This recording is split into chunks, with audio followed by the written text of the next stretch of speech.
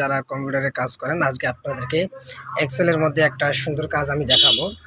দেখেন, আমি আমার এক্সেল শিটটা আমি ওপেন করে নিয়েছি। আপনারা দেখতে পাচ্ছেন এখানে আমি একটা ডিজাইন করছি।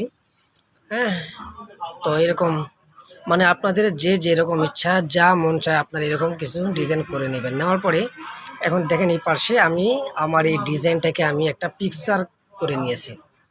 আমার যে ডিজাইনটা আমি এখানে করছি আপনারা দেখতে পাচ্ছেন, এটা কিন্তু একটা এক্সেল শিটে আমি কাজ করছি, কিন্তু নিচে যেটা দেখতে পাচ্ছেন এটা আমি ইমেজে রূপ দিয়েছি। তো আসলে এটা আমরা কিভাবে করব, আজকে এটা দেখাবো।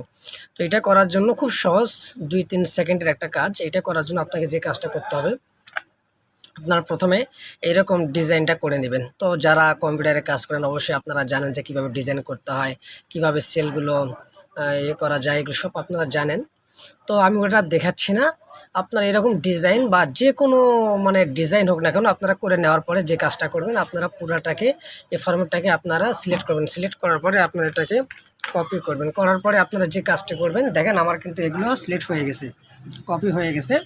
এখন আপনারা যে কাজটি করবেন, আপনারা এখান থেকে এই যে ফাইলের নিচে যে পেস্ট অপশনটা আছে, এই যে পেস্ট অপশনটা, এখান থেকে আপনার নিচে ড্রপ ডাউনে দেখতে পাবেন একদম নিচে। এখানে দেখেন আছে যে পিকচার, এখান থেকে আপনারা একটা ক্লিক দিবেন। দেওয়ার পরে দেখেন এটা কিন্তু আমার অলরেডি একটা পিকচার হয়ে গেছে। আমি যদি এটাকে টান দিই, এই যে দেখেন এইটা আমার একটা পিকচার হয়ে গেছে। এখন যদি আমার মন চায় আমি এটাকে ফটোশপে কিংবা যে কোনো জায়গায় আমি এটাকে কপি করে নিতে পারবো। দেখেন আমি যদি এটাকে কপি করি, আমি এটাকে কপি করলাম, করার পরে আমি এটা আগে করা ছিল, তো আমি একটা নতুন একটা পেজ নেই।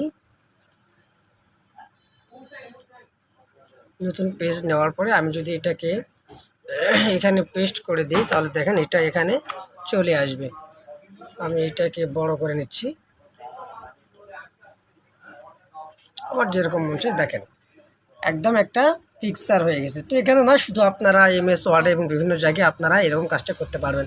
তাহলে আবার আপনাদেরকে দেখিয়ে দিই আপনারা কি করবেন। এরকম ফরম্যাটে তৈরি করে নেওয়ার পরে সম্পূর্ণটা সিলেক্ট করে কপি করবেন। করার পরে আপনারা এখান থেকে পেস্ট এখানে যাবেন, যাওয়ার পরে আপনারা এখান থেকে যে পিকচার যে এটা অপশনটা আছে, এখানে আপনারা ক্লিক করবেন। ক্লিক করলে এটা পিকচারে এটা পরিণত হয়ে যাবে।